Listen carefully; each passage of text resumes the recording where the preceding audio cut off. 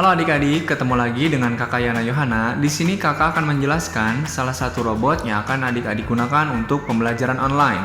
Robot tersebut bernama 5Minute Bot. Nah, robot ini bisa adik-adik program pada pemrograman NXT. Nah, sebelum kita lanjut ke pemrograman, kita pelajari dulu apa itu 5Minute Bot dan alat-alat apa saja yang adik-adik butuhkan untuk pembelajaran online pada 5Minute Bot ini.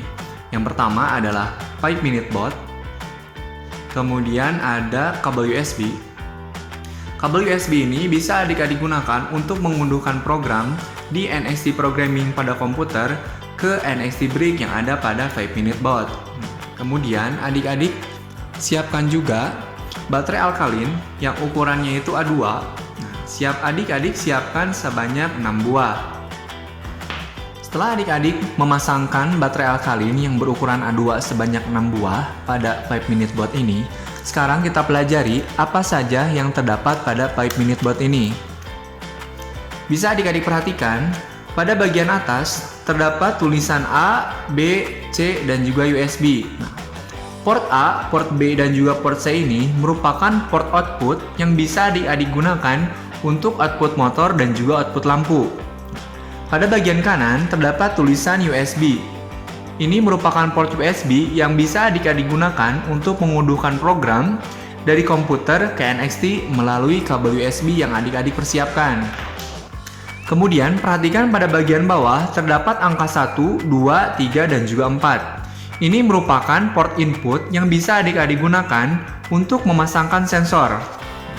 Kemudian pada bagian tengah terdapat 4 buah button atau tombol yang bisa adik-adik gunakan untuk mengoperasikan 5Minute Bot ini. Nah, pada bagian tengah terdapat tombol berwarna orange. Ini berfungsi untuk mengaktifkan 5Minute Bot ini dan juga masuk ke dalam program.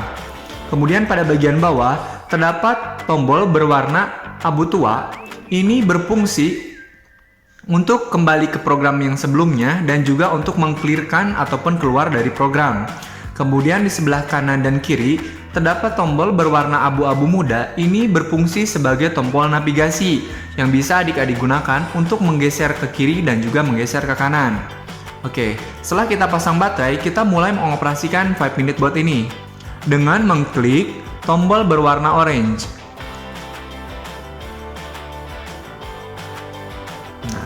Ini merupakan tampilan awal yang adik-adik bisa lihat atau adik-adik perhatikan ketika adik-adik menjalankan 5Minute Bot ini. Yang pertama, ini ada yang namanya My Files. Kemudian gunakan navigasi ke kanan untuk mengetahui program apa saja yang terdapat pada NXT ini. Ada NXT Program, kemudian ada NXT Data Log, ada View, ada Bluetooth, juga ada setting atau pengaturan, ada Try Me, dan juga kembali ke My Files. Nah,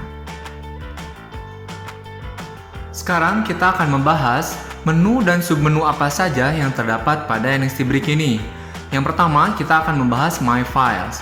My File di sini adalah tempat menyimpan semua program yang sudah adik-adik buat dan sudah diunduhkan dari komputer ke NXT melalui kabel USB yang sudah adik-adik siapkan tadi. Nah, untuk melihat di mana posisi file program yang adik-adik simpan dan unduhkan, bisa menggunakan My Files dengan mengklik tombol atau button berwarna orange. Kemudian pilih Software Files. Kemudian klik lagi tombol berwarna orange. Nah, di sini merupakan tempat di mana file program yang sudah adik-adik unduhkan ke dalam NXT ini berada. Nah, silakan adik-adik gunakan tombol navigasi yang berwarna abu-abu muda ke kiri ataupun ke kanan untuk mencari di mana file program yang sudah adik-adik unduhkan. Untuk kembali ke menu sebelumnya, silakan adik-adik klik tombol berwarna abu tua. Nah, sekarang kita akan membahas submenu yang terdapat pada NXT lainnya, yaitu menu View. View di sini bisa adik-adik gunakan untuk melihat nilai sensor yang akan adik-adik lihat. Misal kita akan melihat nilai sensor dari touch sensor. Silakan adik-adik gunakan menu View, kemudian klik tombol berwarna orange. Nah, silakan adik-adik pilih sensor mana yang akan adik-adik lihat nilai sensornya. Misal kita akan melihat nilai dari touch sensor. Nah, silakan gunakan navigasi ke kiri ataupun ke kanan untuk mencari di mana tas sensor itu berada. Nah, ini adalah sensor touch. Silakan adik-adik klik tombol berwarna orange untuk memilih. Kemudian silakan adik-adik pilih juga port berapa yang adik-adik gunakan untuk port tas sensor. Misalnya tas sensor itu berada di port 1, port 2, port 3, atau port 4. Nah, misalnya kita menyimpan port sensor itu pada port 2. Nah, maka kita di sini silakan gunakan port 2 untuk melihat nilai dari tas sensor. Nah, untuk kembali ke menu sebelumnya, silakan adik-adik gunakan tombol berwarna abu-abu tua ini.